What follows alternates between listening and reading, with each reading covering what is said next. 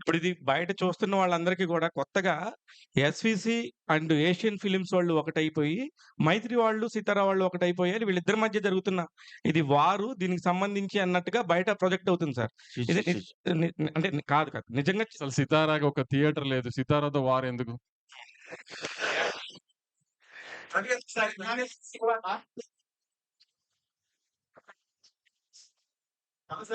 కాదు సార్. ఇందాకనే ఫస్ట్ నుంచి మీరు నైజాం ఒకటి చెప్తాను సార్ దీనికి.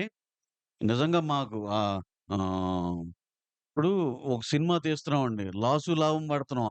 ఏంటో లెక్కలేసుకోవాలి. డిస్ట్రిబ్యూషను, ఓన్ డిస్ట్రిబ్యూషన్ చేయాలి. ఆ సినిమా బావుంటే అన్నీ బావుంటాయి. లేతే ఇది, ఇది.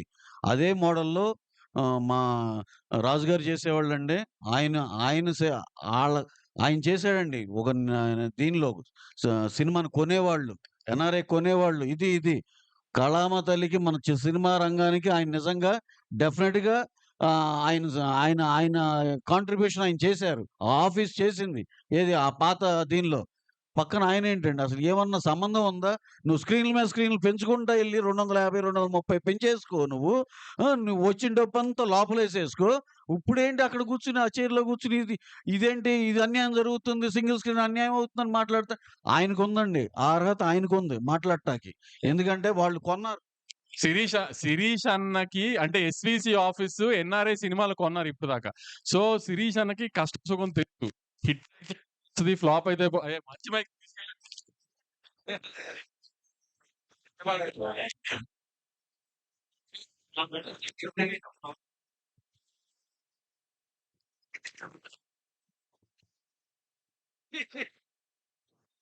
శిరీష్ అన్నకి ఆ కష్టం తెలుసు. పక్కనున్న ఇంకొక ఐ మీన్ 300 స్క్రీన్‌లున్న కష్టాల్లో ఉన్న ఎగ్జిబిటర్‌కి ఈ కష్టాలు తెలియకపోయినా ఇయన్నీ చెప్తున్నారని రవణ ఉద్దేశం. అంటే శిరీష్ యాక్చువల్లీ నిజంగా తెలుసు. ఎందుకంటే ఇప్పుడు పెద్ద పెద్ద హిట్ సినిమాలు ఎలా చేశారో అంత పెద్ద ఫ్లాప్ సినిమాలు కూడా చేశారు. సో, ఆయనకి పెయిన్ తెలుసు. సో, ఆయన్ని బ్యాలెన్స్ ఔట్ చేయడానికి ట్రై కానీ ఆయన మరి ఎందుకు నిన్నంత ఐ మీన్ అవసరం లేని నిన్న కూర్చొని మాట్లాడితే అయిపోయేదానికి అదంత జరిగింది. ప్లస్ మీరు పృథ్వీరాజ్ గారితో చేశారు. ఎందుకు మళ్ళీ ఇటు మైత్రికి మారాల్సొచ్చిందంటే? ఏంటి రోజు ఒకటే రెస్టారెంట్‌లో తినం గదా! అప్పుడప్పుడు మారతాం గదా! అలానే మూడొచ్చింది మారాలనిపించింది మారానంతే. అది మీరు రాజు గారిని, శిరీష్ అన్నని అడగాలి. అది నాకు తెలీదు గదా!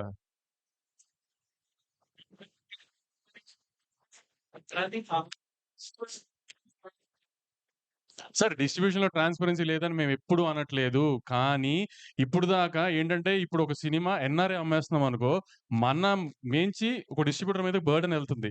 బర్డెన్ ఎళ్తున్నప్పుడు మనకంటే తనెక్కువ బాధ్యతగా ఉంటాడు. సో, మనం అతన్ని ట్రాన్స్‌పరెన్సీ అడగాల్సిన అవసరం లేదు. కానీ ఇప్పుడు పర్సెంటేజ్‌కొచ్చేసిందనుకోండి ఫర్ సపోజు ఇప్పుడు ఆళ్ళందరూ చెప్పినట్టు యూఎస్‌లో ఉంది గదా! కర్ణాటకలో ఉంది గదా! ఈ అన్నిటిల్లో రెంట్ ట్రాక్ ఉంది. లేకపోతే మాకు సిస్టమ్ తెలుస్తుంది. రెంట్ ట్రాక్‌లో యూఎస్‌లో మీ అందరికి తెలిసినట్టు. సో, అట్లానే మాకిప్పుడు పర్సెంటేజ్ మీదకెళ్తుంది గాబట్టి మీరన్నట్టు ఫుట్‌ఫాల్ పెరిగినా, థియేటర్స్ వాళ్ళు బాగుపడుతున్నా, అన్నీ జరిగినా, మాకు ఆ రెవెన్యూ సైడ్ ఎంత పెరిగిందో తెలియాలి కాబట్టి, మాకు ఆ ట్రాన్స్‌పరెన్సీ కోసం రెంట్ ట్రాక్ కావాలి అంటున్నాం. ఇప్పటిదాకా ఏంటంటే మరి పర్సెంటేజ్ వచ్చిన తర్వాత వేరు, రెంటల్‌లో ఉన్నప్పుడు వేరు గదా! రెంటల్‌లో ఉన్నప్పుడు డిస్ట్రిబ్యూటర్ రిస్క్ ఎక్కువ గదా! అదే మేము అదే అంటున్నాం. అయన్నీ మీరు తెచ్చేస్తే ఎంత తొందరగా కుదిరితే అంత తొందరగా, అప్పుడు మేము ఇయన్నీ గూడా కూర్చొని అక్రాస్ ద టేబుల్ సాల్వ్ చేసుకొని ఎలా చేద్దాం చేద్దాం. సార్.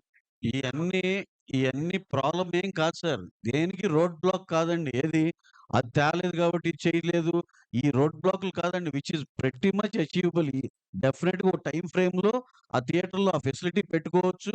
అది అందరికి కాన్ఫిడెన్స్ ఇవ్వచ్చు హ్యాపీగా. ఇప్పుడు మేము sir point number 1 we are not against percentages. కాపోతే కొన్ని చేసుకుంటే అయి ఎఫెక్టివ్‌గా ఆ సిస్టమ్ రన్ అవుద్ది. అంతేగాని యూనిలాటరల్‌గా సాయంత్రం రేపు పొద్దున్నేకి లేపోతే ఈ నెలాఖరికి చేసేయాలి అది తప్పు. అలాగే ఈ ప్రాసెస్‌లో ఉన్న సినిమాలన్నీ బయటికి రావాలి. ఈ లోపల అది దానికి అప్లై అవ్వదు. ఏ గవర్నమెంట్ జీవోల్లో గాని ఇయన్నిట్లో కూడా ఉంటాయి గదా సార్ ఏదన్నా. ఇప్పుడు ఈ రన్నింగ్‌లో ఉన్న దానికి అప్లికబుల్ కాదు. పలానా డేట్ నుంచి అప్లికబుల్ ప్రతి దాంట్లో ఉండేదే. ఇంత సింపుల్‌గా ఉన్నాం సార్. ఈ అన్నిటికి మేము మీరు అడిగేదానికి డిస్కషన్‌కి ఓపెను. ఇలాంటి సిస్టమ్ ఇయన్నీ కూడా మీ సైడ్ నుంచి ఇవ్వండి. మా సైడ్ నుంచి ఇది హ్యాపీగా దీన్ని బ్రహ్మాండమైన సిస్టమ్‌గా రన్ చేసుకుందాం అంటున్నాం. మేము ఎవ్వరితో మొండిగా ఏమి లేము. సార్ సతీష్ గారు ఒక్క క్వెషన్. సతీష్ గారు చెప్పండి. సతీష్ గారు చెప్పండి. థియేటర్ ఓనర్ల దగ్గర ఉన్నారు కదా! వాళ్ళు కరోనా తర్వాత ఓనర్స్ కి రెంట్ ఇవ్వలేదు చాలా మందికి. ఈ కొంతమంది థియేటర్ ఓనర్స్ మీరు కనుక కనుక్కుంటే తెలుస్తుంది. అదేమంటే ఏ కమిషన్ లేవు, థియేటర్ మూతపడ్డాయి. కాంట్రాక్ట్ తీసుకుని లాభం మేము చెప్పేది అదేనండి. మేమేమన్నా చేస్తే అది నిజంగా థియేటర్ ఓనర్ దాకా వెళ్తుందో లేదో తెలీదు. ఇప్పుడు థియేటర్ ఓనర్‌లకి ప్రాబ్లమ్ ఉందో లేదో తెలీదు మాకు. థియేటర్ ఓనర్‌కి నిజంగా ప్రాబ్లమ్ ఉండి ఆళ్ళు చేయమంటే మేము ఆళ్ళతో డైరెక్ట్‌గా చేస్తాం. లేదు మీకు మధ్యలో ఉన్న లెస్సీ‌లకి ప్రాబ్లమ్‌గా ఉంది అంటే లెస్సీ‌లని బాగు చేయడానికి సినిమాలు తీయలేం గదండీ! థియేటర్ ఓనర్‌లంటారా నిజంగా కష్టపడి ఆళ్ళ స్థలాలు ఆళ్ళకి ఎన్నో వందల కోట్ల స్థలాలు వాళ్ళు అయన్నీ కమర్షియలైజ్ చేయకుండా థియేటర్ కట్టి మన కోసం ఉంచుతున్నారు. సో, వాళ్ళ కోసం ఏమన్నా చేయొచ్చు. ఇప్పుడు వాళ్ళకి నిజంగా ఇబ్బందుంది. అసలు వాళ్ళకి ఎంతెళ్తుంది వాళ్ళ పరిస్థితులేంటి మా ఎవ్వరికీ ఏం తెలీదు. మధ్యలో ఉన్న లెస్సీలే మాట్లాడుతున్నారు. ఈ లెస్సీలని బాగు చేయడానికి లెస్సీలకి లాస్ వస్తుంది గదా! అని పర్సెంటేజ్‌లు ఇవ్వండి. లెస్సీలని బాగు చేయడానికి సినిమాలు తీయలేం గదండీ!